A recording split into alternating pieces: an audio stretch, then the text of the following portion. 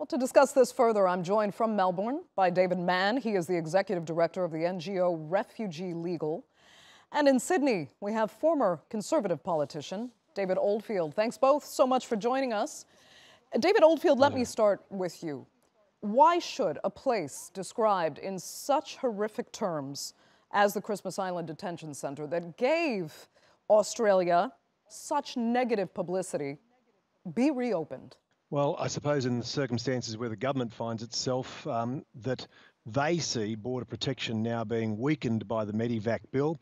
It's a response. Someone may say that it's a reaction, but clearly it's a matter of the government saying, look, we are concerned that this is a weakening of border protection through the Medevac bill, and we're concerned we're going to need Christmas Island again because of the boats arriving. Now, that may be propaganda on their behalf, or it may be a genuine fear.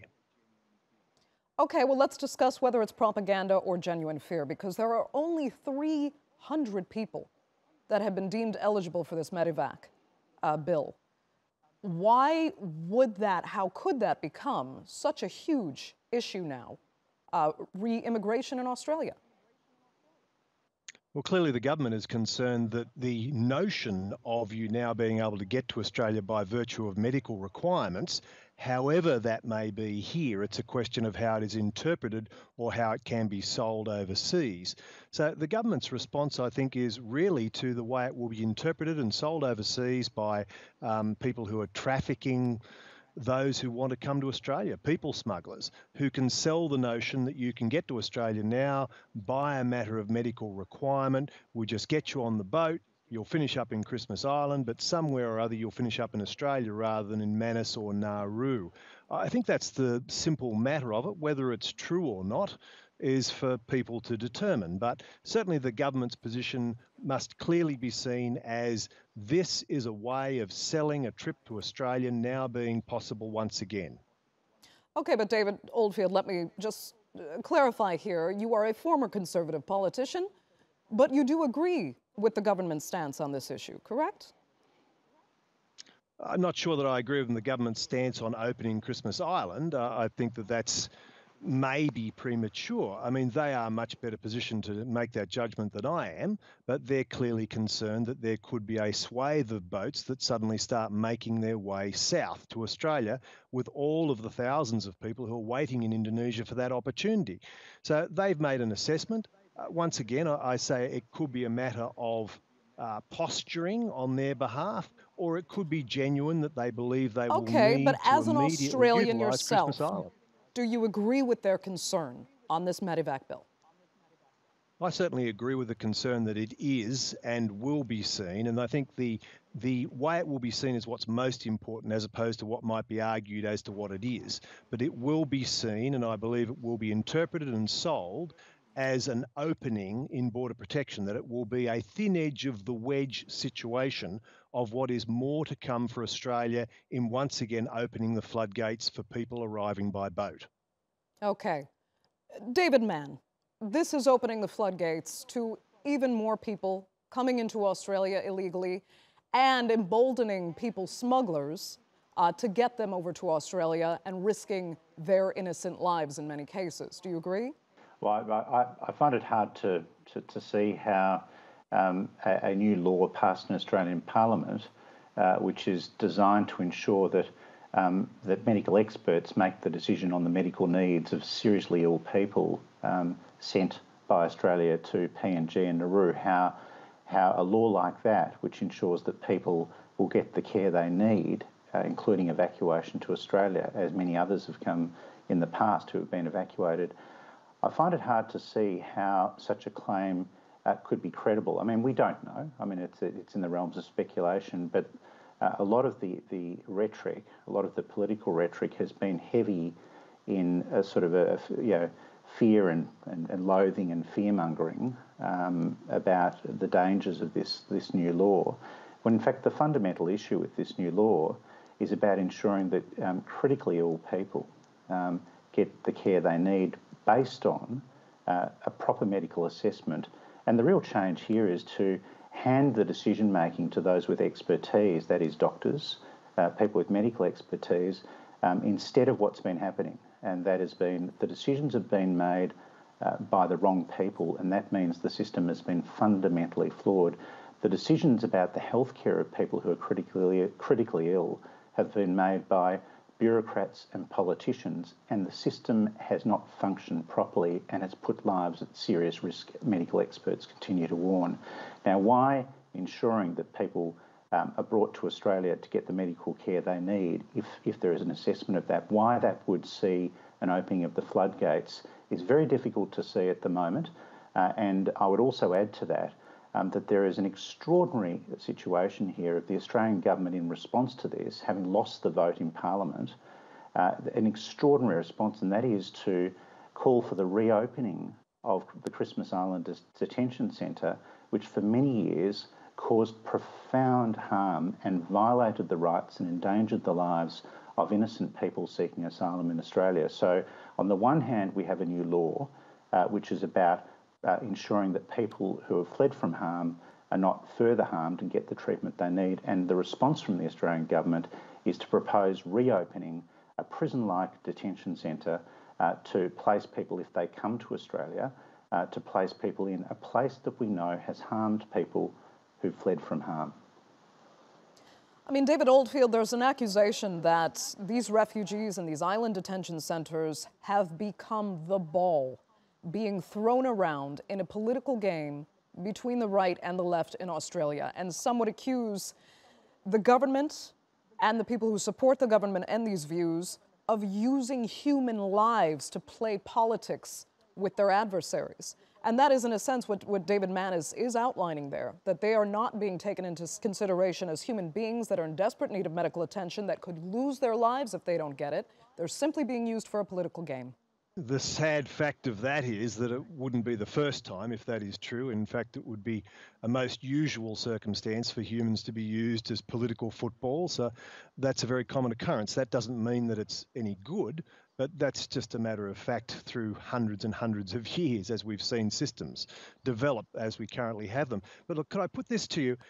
When we talk about whether this is going to be thin edge of the wedge, and I don't know if it is, and when we talk about whether the floodgates may be opened, if we go back to when Australia first signed the UN Refugee Convention, no one in their wildest imagination would have ever thought that that would ultimately lead to people who wanted to leave Afghanistan or Syria or some other far-flung place, that they would catch a flight to into Indonesia and jump on a boat and come to Australia. I'd suggest to you that if that was considered back then the signing probably would never have taken place. So it may very well be thin edge of the wedge.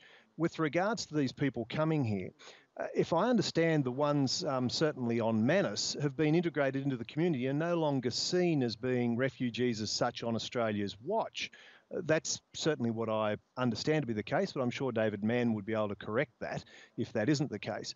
We could also ask, does any other citizen of the rest of the world rather than Australia have a right to access Australia as a medical facility? Just how responsible now, today, is Australia for these people, as opposed to the Papua New Guinean government or potentially the Nauruan government? I'm sure there are lots of people in both of those places who would like to come to Australia for medical treatment. And certainly there are severe and extreme cases from different places around the Pacific where people are flown to Australia who are non-citizens to get specific treatment. But the situation is a lot of Australians will be concerned about this opening the floodgates. Whether it's true or not is a matter of how it'll be interpreted by people smugglers and their capacity to sell those vulnerable people in Indonesia to jumping on a boat and giving it a try. David Manne, let me get your response. Well, I think the first and the fundamental issue is the one that you raised at the beginning in the question to David, and that was really goes to the heart of deterrence policy, the hardline deterrence policy, which successive governments have locked themselves into. And that is a deterrence policy which has effectively resulted in children, women and men with a heartbeat being used as human shields and have become collateral damage in a policy which is determined to focus on the protection of borders at the expense of the protection of people. And this goes to the second point, and that is, and what it's caused, of course, is, and I think we just need to be very clear here that Australia has obligations under the Refugees Convention that it signed up to in 1954. And that convention requires that people fleeing from harm not be exposed to further harm, but protected if they're refugees. And what Australia's policy has done, the people, just to be clear, the people who have been exiled to Nauru and to Papua New Guinea sought protection in Australia initially, and Australia transferred those people against their will. It forced them to these places and held them there in conditions which have been widely, by swathe of independent human rights reports and the UN Refugee Agency, have consistently been described as conditions which are cruel, inhuman and degrading, and people have been left in this cruel and devastating limbo for years on end. It's crushed people. 12 people have lost their lives. The incidence of mental illness and other forms of really extreme harm have been constantly reported on by independent monitors. So Australia, instead of honouring its obligations under the Convention, has violated rights and endangered lives. And I think that the Refugees Convention, when it was framed in 1951, of course was, it was a document, it was a treaty framed in the aftermath of the Second World War. But I just say this, that it did contemplate, I think this is very clear, it did contemplate the protection of persecuted people. Right.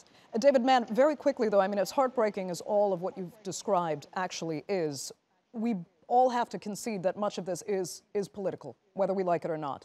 And the question now is this political gamble Scott Morrison and his party has taken, is it paying off? Is his popularity and the Conservative Party's popularity actually increasing? Because the latest polls we've seen would indicate it is. It has given him a boost. First of all, do you think, David Manne, those polls are correct? And what do you think the Australian people then really want to see? I don't want to get into political commentary in the sense of whether one poll is correct or not. What I can say instead is this: that there has been this issue in Australia, actually for 2 decades, really has seen interminable political jousting between the major political parties over who can be tougher in their response to innocent people who seek protection in Australia, whom we are duty-bound to protect if they're refugees.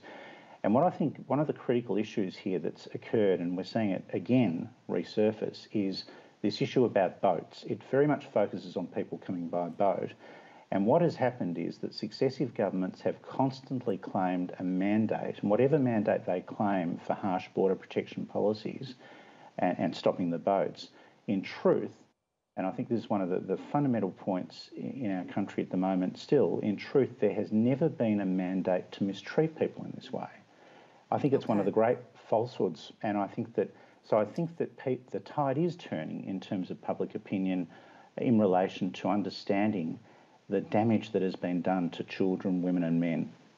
Okay, David Oldfield, I'd like to get your response to that.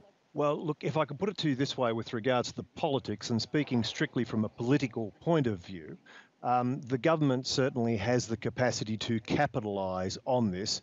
And let's face it, all sides of politics capitalise on whatever they can for their own purposes. None of them are any better than any of the others where that is concerned.